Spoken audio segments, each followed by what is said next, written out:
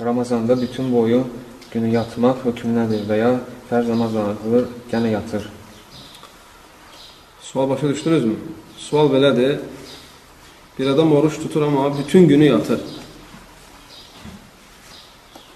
Biri de var, oruç tutur, namazları durur, qılır, yenə yatır. Bu sualın iki hissəsi var. Birinci hissəsi odur ki, bütün günü yatır. Mənası odur ki, bu adam namazlara önəm vermir. Nə vaxt dursa o zaman qılır namazını. Təbii ki, bu əməl sahibi, cinayət sahibi sayılır. Böyük günah sahibi sayılır. Bunun məsəli, bilirsiniz nəyə bənzəyir qardaşlar?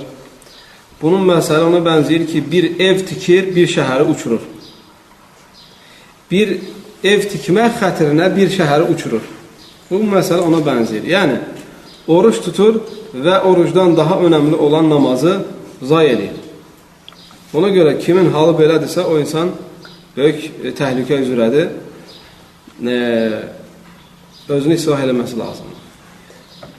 İkinci məsələsi, ikinci tərəfdən də bir adam oruç tutur. Amma namazları durub qılır, fərz namazları və yenə yatır. Ona deyirik ki, sənin belə etməyin günah deyil, günah qazanmırsan.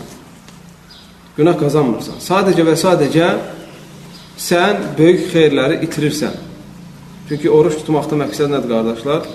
Təqvanı çoxaltmaq, namaz qılmaq, oruç tutmaq, dua etmək, Quran oxumaq və s.